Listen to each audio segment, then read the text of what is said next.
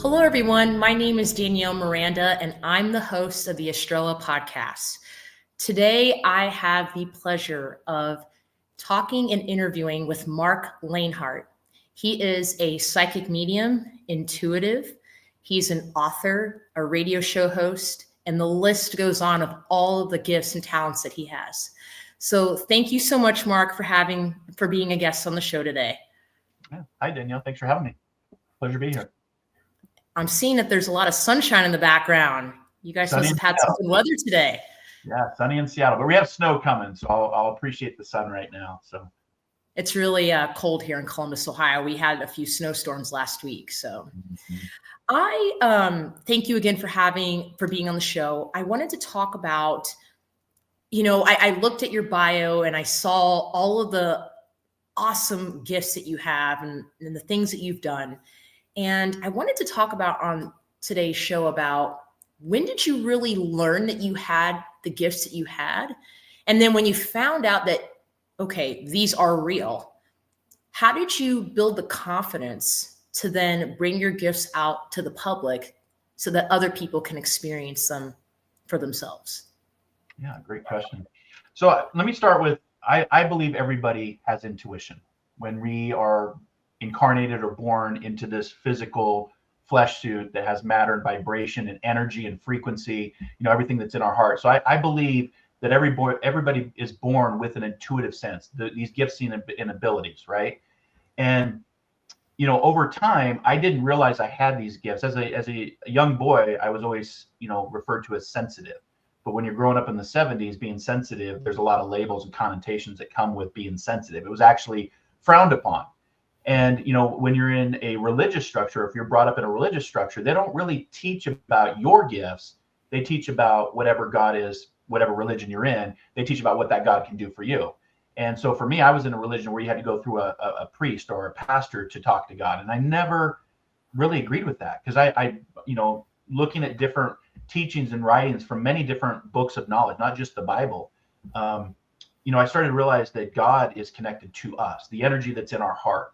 And so, I try to approach these things with a lot of logic, life experiences, rationality. And it wasn't until I really started to open my gifts, but it was triggered by what I call the TNT of my life. So I was 27, and the TNT is the trauma and the tragedy. Just like a piece of TNT, it blows things up, right? It moves things, it creates things. And so, years ago during this time, I had two of my brothers move into the spirit world within a week of each other. One was murdered, execution style. And then 3 days later, my older brother was diagnosed with terminal brain cancer. So those events at the time were very traumatic, very overwhelming. And what that did is it started to get me questioning my own mortality, my own journey here. Life can change on a dime for anybody, right? And so at 27, I started to research all about grief. I started being introduced to grief counseling, biofeedback, things that I, as a 27-year-old in the Coast Guard, I didn't need that. I was Superman. I was too cool for school for that. But then I realized that when I started to explore these gifts at the age of 27, I've taken my graduate studies in sports medicine here in Seattle at the University of Washington because I thought I'd be working more in athletics and within the sporting industry and helping injured athletes. And it was during this semester that we had a professor that had come up from Stanford because our professor was in a car accident, so she couldn't finish the semester out. So he came up, and at the time I didn't know he had a background in spirituality. I just was there because the course was visualization, meditation, and manifesting for the professional athlete. It had nothing to do with spiritualism or psychic or mediumship or intuition at all. But we started to focus how do these athletes get into the zone? How does somebody like Michael Jordan do what he did every day, day in, day out to become, the GOAT of basketball? And the list goes on. And so we spent a semester doing different types of meditation. And, meditation is very fascinating, very ancient. And if we take the time to disconnect, all of a sudden you have that time to reconnect to something bigger yourself. Now, that is not for everybody, because for me, when I started doing these different meditations and I'm at university thinking, I'm getting a degree, and all of a sudden I'm meditating, I'm connecting with my brothers who had passed years previous talking to me. And I'm thinking, what in the holy heck is going on? Like, I have gone loony. I'm schizophrenic. The things you don't talk about, right? But Right. we've learned over time that sometimes spiritual gifts are mistaken for mental health issues. And it's Mhm. not. It's really you taking your abilities, our five senses, see it, taste it, touch it, hear it, smell it. Science would agree that we would all agree on that. But why does it have to be limited to here? What about the auric field and the clairs, the clairvoyance, the clairsentience to feel, the claircognizance to know, right? All these different clairs that are who we are. So I'm taking this class.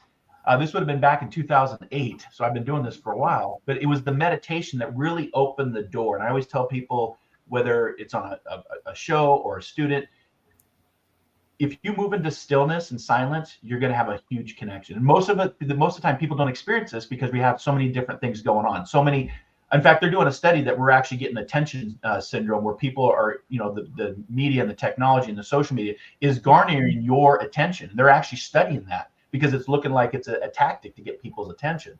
So if you have all these things going on, you're not taking the time to sit still, because when you sit still, the journey unfolds.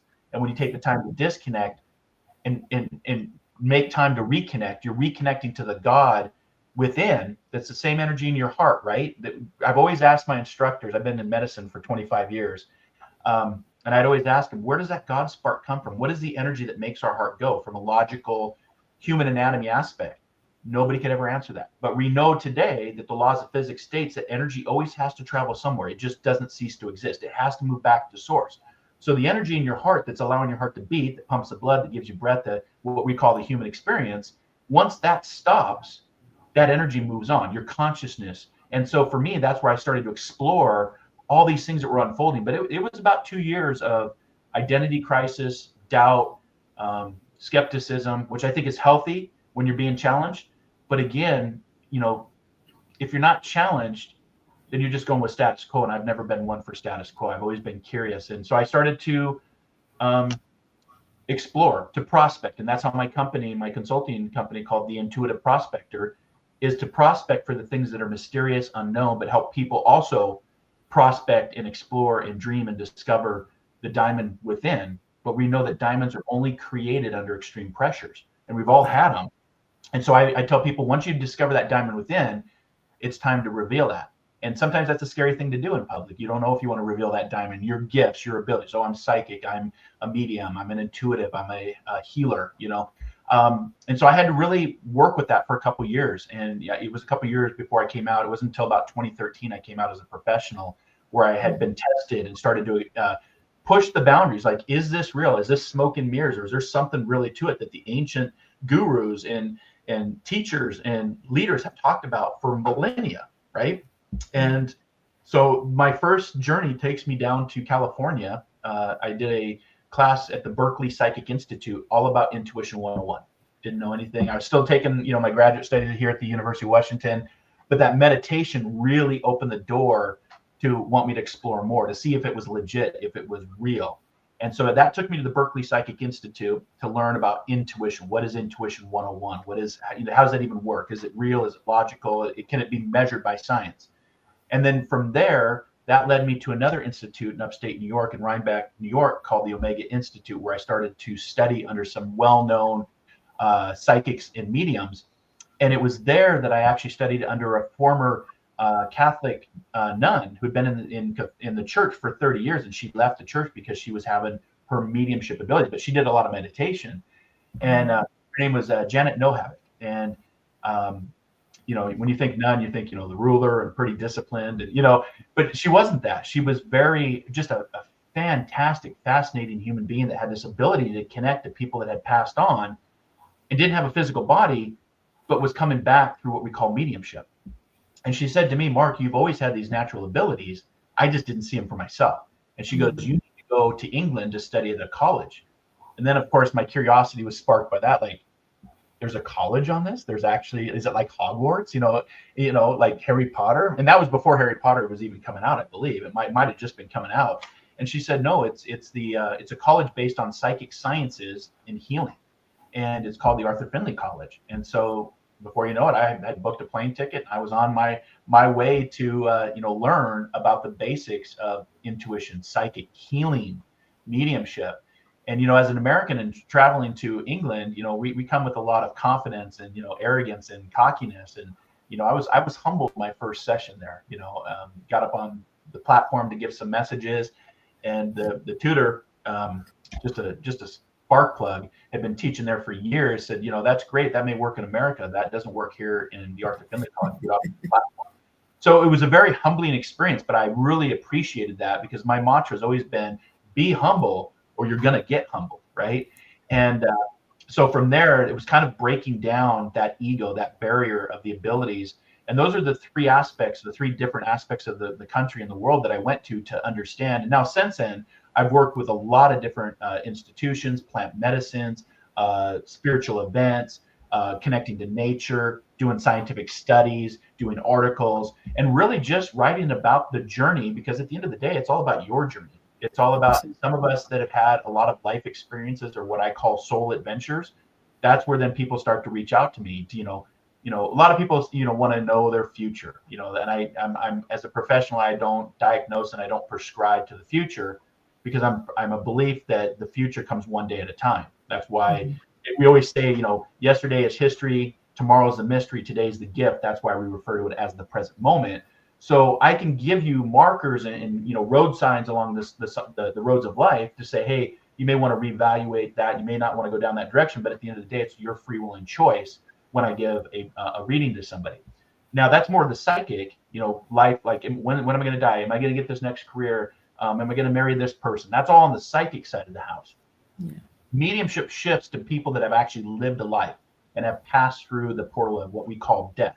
And so I work with people as well, from grieving, how to overcome grief, how to honor your grief, how to work with grief, how to connect to your loved ones through the signs, the symbols, the synergy, which is the synergy of you. And if everything is energy, that means that you're blending with the things around you, not in a scary, nefarious way, but, that synergy of blending. And then, of course, synchronicities. And Einstein always referenced synchronicities and coincidences, which we've all had them. You're like, oh, that's a coincidence. Oh, that's a synchronicity. He's always referenced that. Einstein referenced that as God's way of remaining anonymous. Whoever or whatever God is for you. I no longer subscribe to tell people. I just know that there is another side, because I've done thousands of readings with people around the world, and I'm either a really good guesser or there's something logical, scientific, and palpable to this.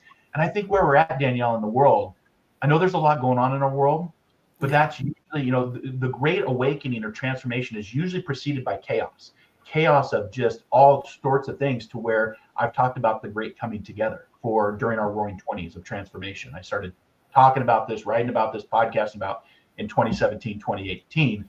And people at the time were like, oh, that'll never happen here in America. That'll never, no, you're crazy, Mark. And it's like, you're right. Some people call me crazy. Other people call me for advice. And I'm okay with that, right? That's finding your authentic self with your abilities.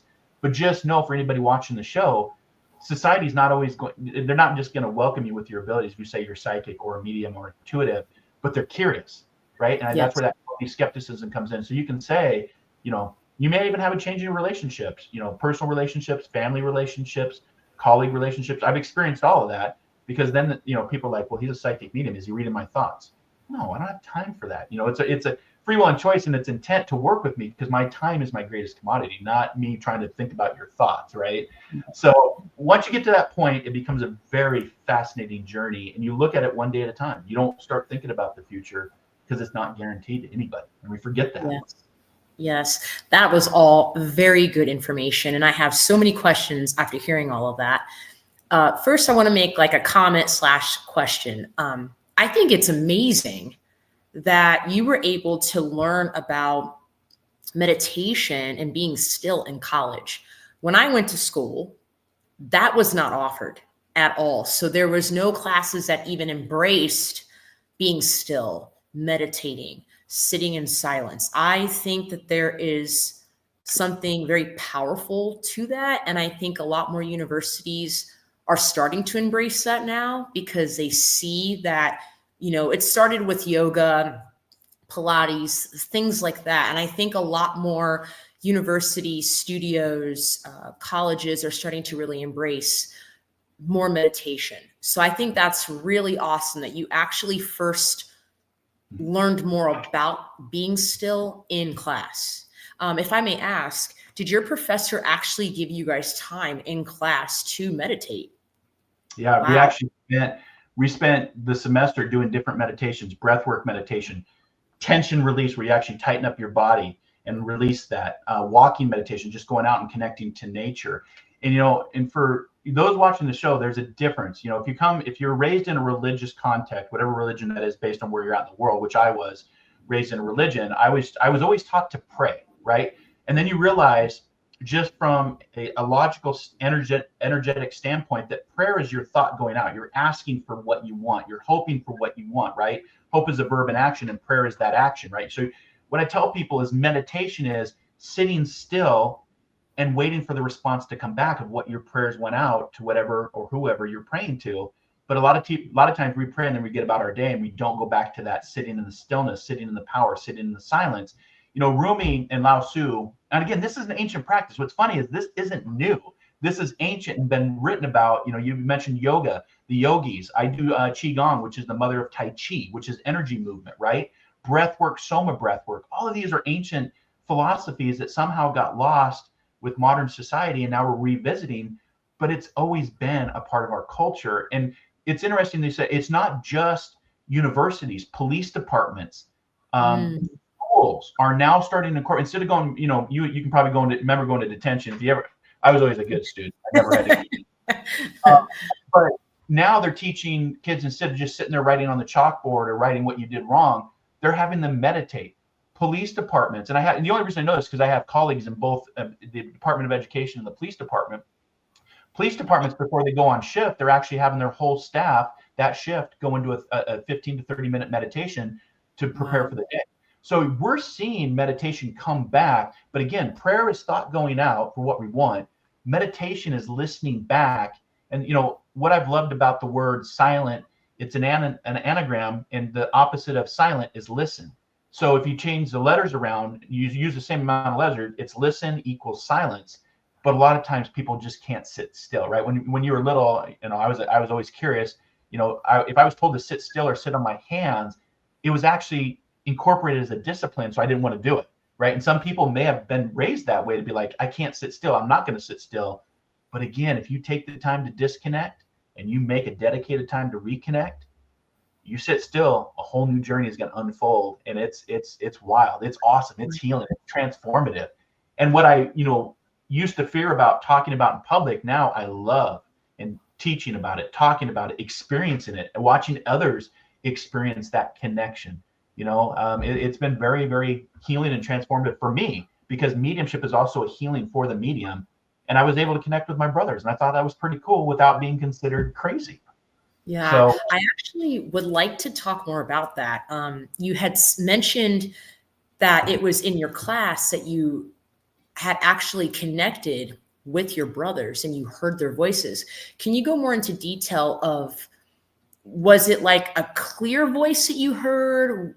Did you have like tingling in your body? What was that experience like in detail, if you could talk a little bit more about that? yeah, so when we went into a breath meditation, and just working with your breath, just breathing in through your nose and breathing out through your mouth, I started to have, through a lot of times when people start to work with their abilities, their intuition, their psychic, their mediumship, the first things that usually trigger are what the two clairs. The first is called clairvoyance. That's the third eye. And it's also known as the brow chakra, which ties to in the brain, called the pineal gland. And the pineal gland has been around for, you see it at statues, it looks like a pine cone, some are open, some are closed. And so the first trigger, or the first glimmer, I call them glimmers, because they start to activate, like if you're going to go work out, you need to warm up, right? So you need to warm up through meditation, through your third eye. And what'll happen is you'll trigger your clairvoyance, which is seen here. And I always say that we have three eyes in life: two to look, one to see. And then the other one that goes in conjunction with your clairvoyance is your clairsentience. And the clairsentience is the skin, which is the largest organ on the body. So you start to feel energy. You start to feel. So to answer your question, when I was sitting there, I actually started to see my little brother, Michael. He was my brother that was murdered.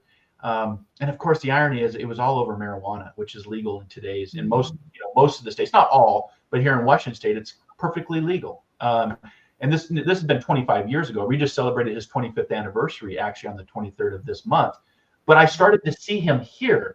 And then I could start to hear him. And I'm thinking, how is that possible? You're dead. You've gone to heaven, right? Because, many people believe that heaven is a location. It's either up or down. And you can't go up or down on a round planet. Metaphysically, it is impossible to go up or down because we're all around, right? And so I always tell people heaven is a vibration, not a location. Different vibration. The brain, the pineal gland, can start to record it. It's like a radio station tuning in. And so I started to see him here. And then I also started to feel him, just this warmth, like a spiritual hug of just this undeniable peace and comfort. And it's just like your whole body is just, you've been cocooned in this warm blanket. And that's that spiritual hug. And so those were the first things that I started to experience, was my clairsentience, the ability to feel the essence of my brother, and then just start to see him here. And then before long, my older brother, Todd, who died of brain cancer, steps in. And it's like, okay, this is really overwhelming, because it goes against everything I was taught to believe. And in spirituality, we teach you that you have to unlearn a lot of things that you've learned if you really want to discover the diamond within and who you authentically truly are, right? You have to unlearn, right? And so I started to have an unlearn, like, why am I talking to my brothers? How is that even possible from a logical, scientific standpoint? And again, mediumship is not new. Mediumship has been around for a long, long time, just like the psychic abilities, just like astrology, just like your horoscope, just like numerology. There's many different tools: fire gazing, water gazing, mirror gazing. There's a lot of tools that people are scared of, which they shouldn't, because all you're doing is you're unlocking your abilities to explore and be a part of the material world in a much different way. But you got to remember, some people don't want that. It's the matrix, right? I'll stay plugged in. I'll stay in my lane. I'll plow my lane. I won't unplug from the matrix. And in a sense, it is kind of a matrix simulation, because you're unplugging and you're learning more about your world and more about yourself. But clairvoyance here, clairsentience here, that's how I started to experience my brothers. And then I started to have more events that just kind of went through, like, okay, what is going on? Now, sometimes this runs in genetics too, right? Just because I'm a guy doesn't mean that I don't have genetics that are tied back to, the Salem witches. It's genetics can also play a part. And, we were just talking about this in my group. When you take your DNA, so this is why I'm saying it, your intuition and these abilities are in you. When you take the DNA and you slice it, and we know the DNA, it's all been sequenced by science, several years ago, but you slice that DNA in half and put it between a slide and look at it in a microscope, it's the flower of life. It is what we call the golden ratios, the Fibonacci sequence. Everything is perfect in your DNA. So it comes at the DNA of who you are, and then the energy that's in your heart, and those combined start to unlock the brain, the pineal gland. And these teachings and these meditations and these, being out in nature. People ask me today, well, Marc, what is your religion? My religion is nature. I'm a spiritualist, but I follow all religions, right? And so, but my true religion today is nature, because it's a connection to nature that can really, expand things. And so that's why I started to prospect. And that's where the term, the intuitive prospector, came from, which I didn't like at first. I'm like, that's a dumb name. But it downloaded to me because I was listening, and this is where they wanted me to be years later. I didn't know it at the time. But clairvoyance and clairsentience are usually the first that will open up in those triggers or glimmers or experiences. And some people love it and will explore deeper, and other people go, oh, no, I'm going to back out of that. That's free will and choice. For me, I was all in, and I wanted to explore where this was going. And then, started to really connect to mediumship. And mediumship, for your listeners, mediumship is connecting to somebody that lived a physical life, okay? It's not your spirit guides. It's not your ascended masters. It's not the inspirers. It's not the Akashic records. Those are things I do believe in, and I do believe that those are all available to us. But mediumship is actually connecting with the essence of memory and consciousness of a loved one that no longer has a physical body. But like I said, if you can visualize the energy moving out in the heart, it moves to the etheric world, the spirit world, heaven, the afterlife, Summerland, many different names, and they reside right here. And that's what I wrote about, and I co-authored my book, Between Worlds and Reflections, because I believe that it is a world within a world in different frequencies. And if we tune in like a radio station, tune in, then you're starting to get those different vibrations. And that's all giving you information and downloads. And some of it is getting the information that you sought out in prayer in the beginning. It may come a year later because you started to meditate. And you're like, I was praying about that a year ago. Because time is not linear. Time is a great illusion, right? And so that's what I started experiencing with my brothers. And it took me a couple years, but genetically, I found out later, after about 2 years of identifying this and, self-sabotage and the ego, I found out that my grandmother had it. I found out that my great grandmother had it. My mom didn't have it, so she thought maybe it lay dormant or didn't transfer to my brothers or myself. But after I told her, she's like, "Oh yeah, your grandma had it, your great grandma had it." And I'm like, "Could have known this 2 years ago." I had a lot of trouble. But she didn't know that either. And so that's where I'm saying at the DNA level, we all have that flower of life, that golden ratio. And so you're born with it, is what I believe, based on science and based on what we know of DNA. But also you add in the genetics of that, and you may have ancestors that were connected and probably persecuted. This day and age, we can talk about this openly, but you go back 150 years ago, the start of spiritualism in the 1800s, people were fascinated by it, but they were also disturbed by it and scared by it. And I'm not even talking about what Hollywood movies you've seen that, can, plant those seeds of, being scared of something that we don't understand. But that's human nature too. That's human consciousness. You started to answer a question that I had. I was getting ready to ask you. I had read somewhere that we all have spiritual gifts, psychic abilities, maybe even mediumship abilities.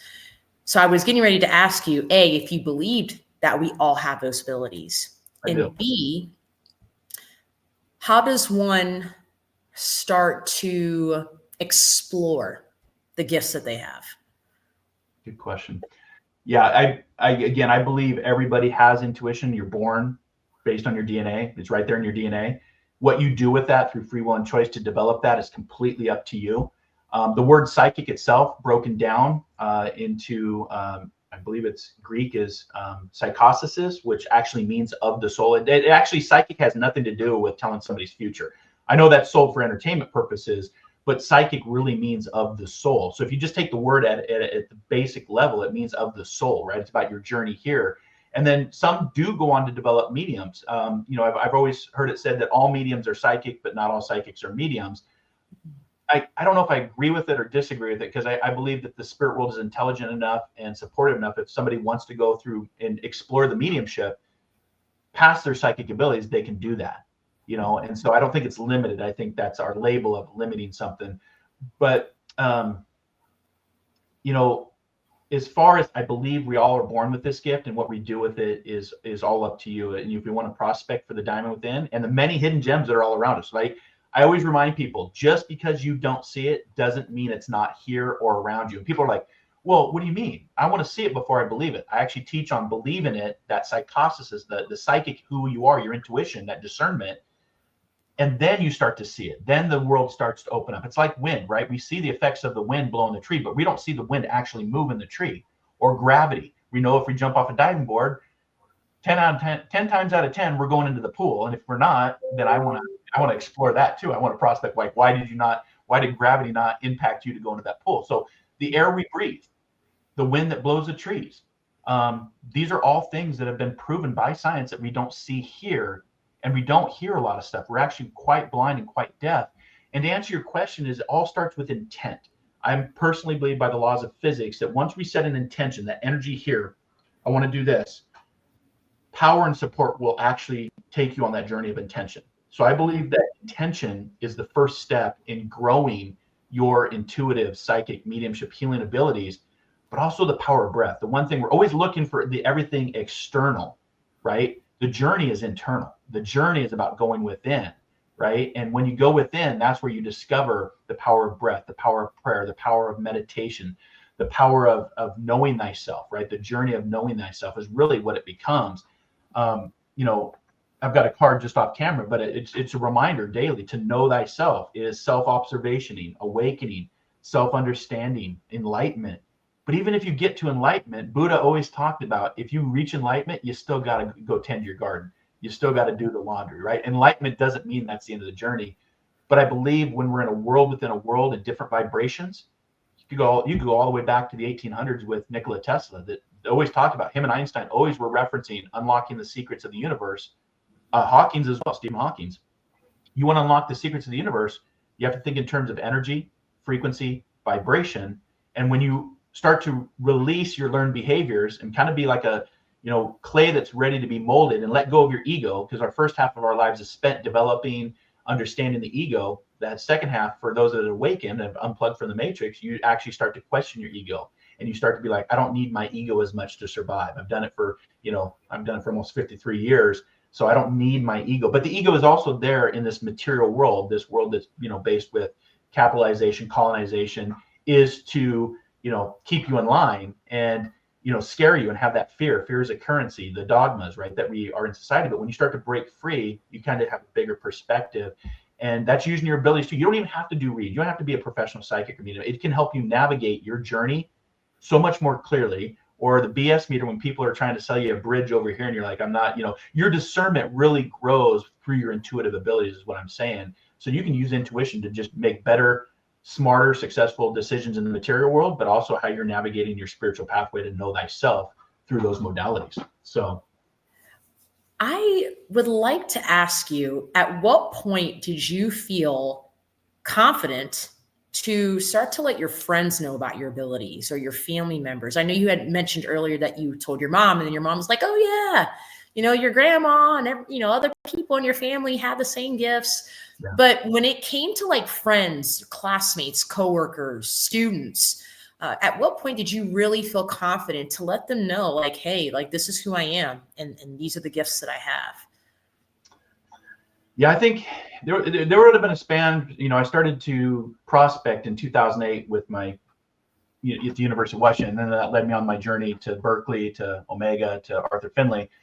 So I would say it was probably about 3 to 4 years before I started actually letting people know, because I was worried. My ego was worried. I don't mind now, but back then I was worried about what people would think of me, what people would say of me, my friends, my family, my colleagues.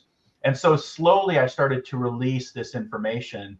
And with that, there was change in relationships. There were people that were scared of me. There were people that, had labels for what I did and doing, dark, nefarious work and working with the devil. And I've experienced it all since then, since 2008. And some family members, I don't have relationship anymore because of what I do. And that hurt from a human, the heart, that hurt the heart. Same with friends, but your true friends and the people that really love you regardless of what you do, that's your true family. I've got a tribe that we're going to meet tonight. Some have been with me for 9 going on 10 years, and they become your spiritual family. They become your soul group, if you will. And I found that for every person that left based on what I did and what, the labels that come with that, 2 more like-minded individuals would feel that sphere of influence, right? And so over time, what's been interesting, and I've, some of my friends I've been friends with since high school. So they knew me in high school, and they know me now 30 some plus years. I'm gonna date myself, 30 years later, but we're still friends. We still get together. We go golf. We get together. I just was with a buddy last night at a hockey game. I still do my physical journey, and I'm not just caught up in my spiritual, 24/7, 365. That'd be draining.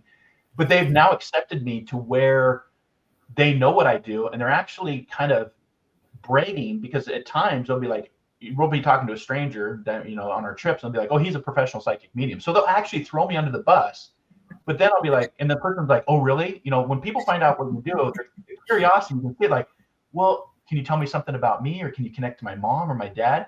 And they've seen it time and time again, where we'll be at a casino in Vegas, and there's a big guy with a Green Bay Packers jersey on sitting at the table. I give him a message after they throw me under the bus, and 10 minutes later, he's hugging me, crying. I mean, that is just awesome work. Not for an ego, not for a vanity, but to be like, I just helped this guy connect to his dad through his Green Bay Packers jersey, right? There was a whole bunch of information. So my buddies now that I'm, that are still friends with me, they actually say, no, he's legit. He's actually, we've seen him after throwing him under the bus. We've seen him work. And I always tell people, if you're going to do this work, test yourself, get tested. I've been tested through Best American Psychics, Bob Olson's Best Psychic Directory, Ariel's Spiritual Community.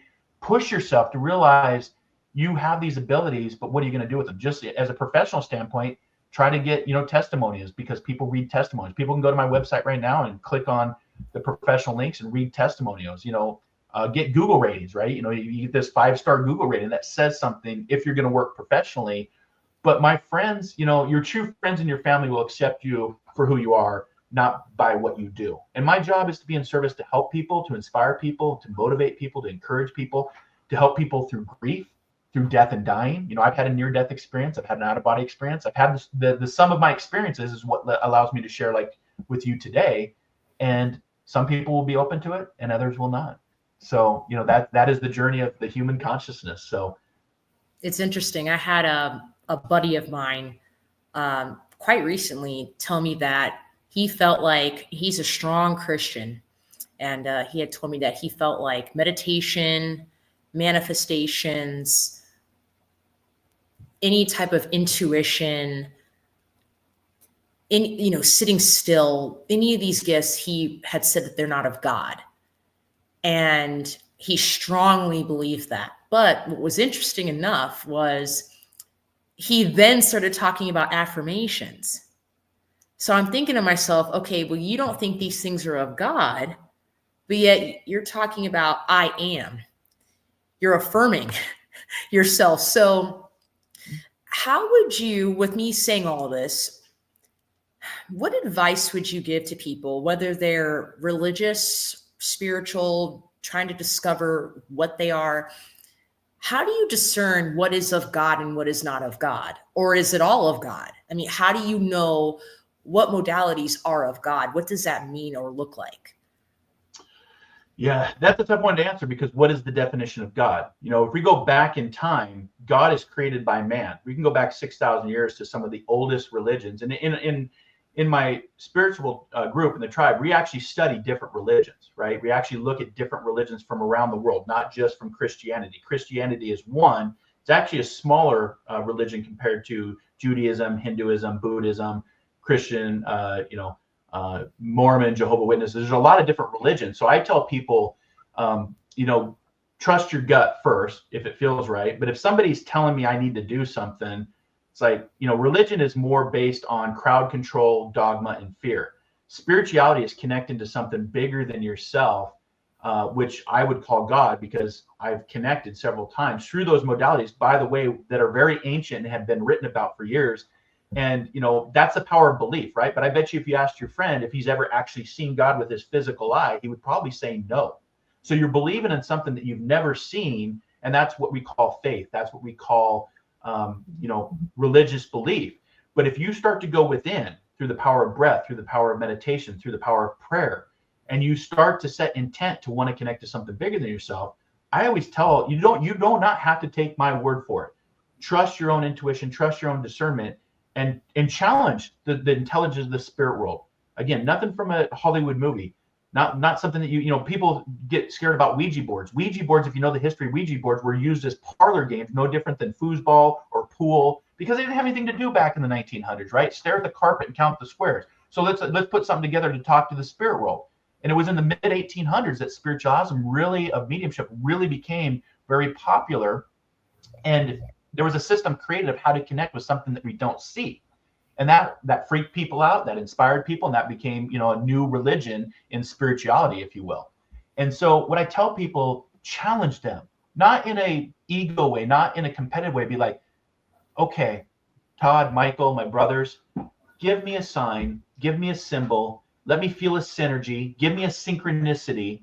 And I guarantee you, and I tell my clients this all the time, you may not get what you want out of the reading right then, but some of the evidence, some of the best evidence, or soul adventures come after, because you set the intent to want to open up to something bigger than yourself. So I tell people, take a breath, become in the present moment, ask, believe, take that divine breath in, because that's the only, without breath, there's no you. Right. You're going to start to receive information, and then you're going to perceive the information that you're receiving, whether it's through here, through here, through here, through here, down at your belly button, which is the most psychic part of the body, because that's the umbilical cord that connected you to life, right? So what I tell people is challenge status quo, challenge the spirit world to give you that sign, that synchronicity, that symbol, that synergy, and usually within about 72 hours. It doesn't happen right away, right? That's us as humans wanting it real time. Time is not on the same construct as we want it to be as the watch. We're the only species that measures our life by time or how old we are. The universe doesn't care about that. The spirit world doesn't care about that. But if you challenge that, and then you just sit and say, I'm going to sit for 10 minutes, either in the shower or on your mat, and see what unfolds or what downloads, I guarantee you will experience something, even if it's just a spiritual hug from your brother saying, hey, I'm here. Now, you can't see off camera, but I've got stacks about this high And every time I find a dime, and I found dimes both here in the United States, Canada, England, Norway, Iceland, it's always a dime. And the dimes are a symbol. Be like, I look down and, oh, there's a dime. That's automatically me thinking of my brother Todd, my brother Michael, because it's 5 cents and 5 cents, two together make 10 cents. And then I go, oh, hi guys, because they just communicated with me. Logically, somebody dropped it, or did they? And I've now picked it up to trigger the communication in my clairvoyance, my mind, to go, hi guys, thanks for being here. You're seeing me on my trip to Iceland. And I actually have an Icelandic dime. I actually had to ask the person, I'm like, what is this a penny? Is this a nickel? And she's like, no, it's a dime. It's 10 cents in their currency, which is very small. It's one of the smallest currencies in the world is Iceland. And I was like, okay, that's a confirmation. So I actually have stacks right here off camera. I've got 4 stacks about that high, because think about it, Danielle. This is primitive.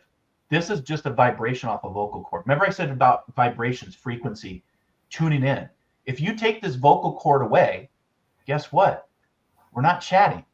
Now there's other ways to chat, sign language, telepathy, right? But you take the vocal cord away, communication ceases to exist.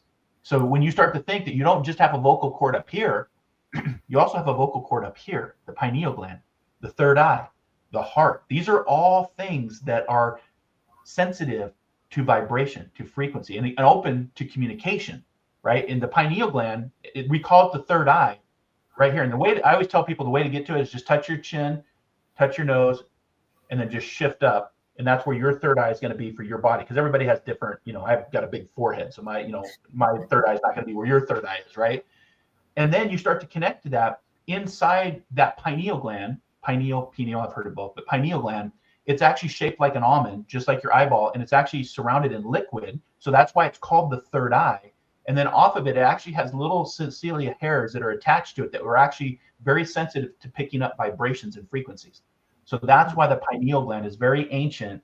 None of this that I'm talking about is new. It's just I've decided to tap into it and learn it and teach it and share it and experience it with other people from all around the world. And people, where we're at in today's age, I think we are in the age of awakening. I say I no longer want to believe, like Carl Sagan said, I no longer want to believe, I want to know. And the only way that you're going to know is to experience yourself, not what somebody says, not what a priest says, not what your neighbor says, not what your coworker says. And that is my tagline: dare to dream, dare to explore, dare to live, and discover the diamond within. But it all begins with you. That journey of 1,000 miles really does begin with that single step. And some people are not willing to take that single step. And that's okay. That's okay. You meet people where they're at. I have one more question to ask you. And that is, if somebody is really wanting to make this a career and help others discover their gifts or to have clients, what advice would you give them in order to start? Don't quit your day job. Don't quit with what you're doing. Still, maintain a material world job, whatever that is, to pay the bills. Because I have seen people just like, I've had a spiritual awakening and drop everything. You don't become professional. Like I do this professionally, but as far as sustainability, it ebbs and flows. Sometimes I'm very busy. Sometimes I don't have bookings or consultations. And so I actually have another job teaching and podcasting to keep me busy. But I don't know if I'd want to do this, to be honest with you. I don't know if I'd want to do this full time. I just I'm open to serve whenever I'm needed, whatever the spirit world needs to connect me to somebody. And I'll ask my clients, like, how did you find me? And they'll be like, oh, I looked up something on Google, or somebody recommended you, or I saw this. Well, why did you want to work with me? I don't know. I just felt that intuition. I felt that calling to work with me. I'm nobody different than anybody else on the planet. I've tuned in and gone deeper in my abilities and my skills. And am I right all the time? No, heck no. There's many times that I'm wrong, but it's about the intent of serving and helping people grow and expand. I'd rather have a mind open with wonder versus one closed by belief, right? And teaching people that, but that doesn't happen overnight. This is a marathon, not a sprint. So what I would say is, take it one day at a time. Get with a good teacher, a good mentor. Go to a place that's actually, has a record for success. The only reason I'm here talking to you today about this is because I've had some really good mentors along the way. One is now in the spirit world. Actually, 2 are in the spirit world, but they were mentors in different ways. So good mentors will teach you, and they're not there to be your friend. They're to push you, to grow you, to transform you. And so I've had some really good mentors and teachers along the way. Even going back to my days when I first went to the college, some of those early tutors have gone on to be very successful in spirituality, and they're still, some of my early mentors for doing this work. But ask yourself, why would you want to do this work? This is not for everybody. This is not an easy path. When you have this journey, we come with a lot of labels and a lot of, opinions. And I would say to you, what you're going to put in, you're going to get out. But why do you want to do this? Are you doing this because you want to be on TV and be famous? And then that's the wrong intent, because that's not what that is about.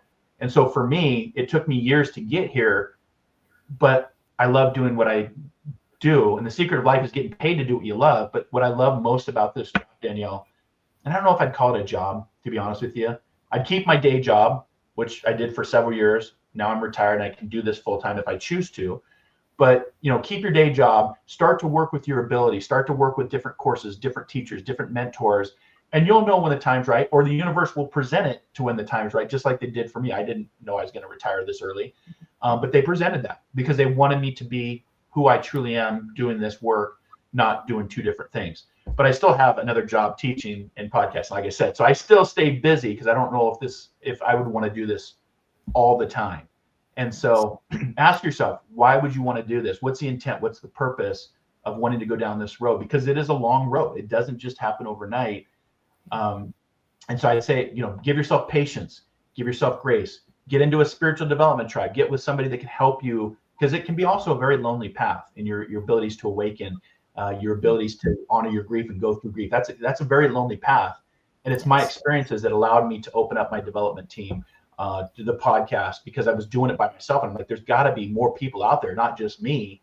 And so that's where we're at today. So ask yourself, why would you want to do this work? And if you're going to do it, stay dedicated. It's just like I was just talking to somebody. You are a glitch in the matrix. You incarnated here to raise mass vibrations, ground your energy, and assist the planet to a higher frequency of love and light. And that is not for everybody. Not everybody wants to be in love and light. There's a lot of stuff you got to go through first. It's not kitty cats and rainbows and kumbaya. And, there's a lot of things that you're going to have to work on to reveal that diamond within. But, yes. There's that old saying, the river cuts through the rock, not because of its power, but because of its perseverance. So, when I was going through these challenges, that TNT that I talked about earlier at the age of 27, what it did is it transformed me to be the experiencer, but now share that with people to help them get through their TNT times, their traumas and their tragedies. And one of the things that came as a download was the quote, once a student of grief, loss, tragedy, and trauma, today a teacher of aspiration, inspiration, rehabilitation, and transformation.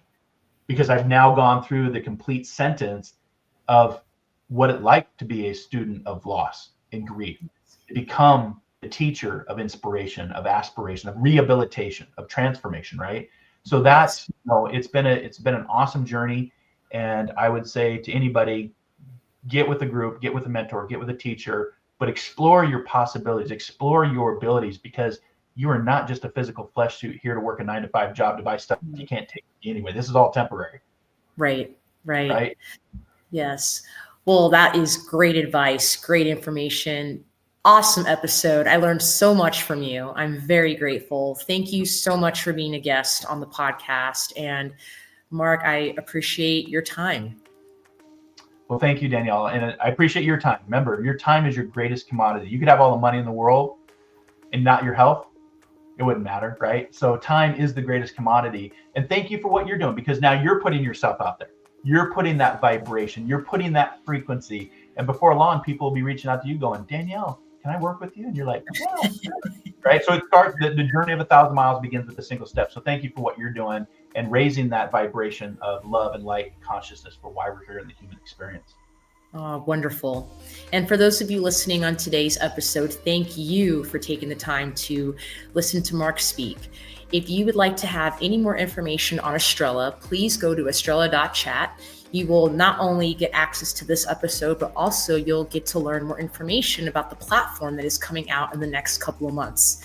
And you'll be able to join the newsletter to learn more information. I'm Danielle Miranda, and thank you again very much for listening.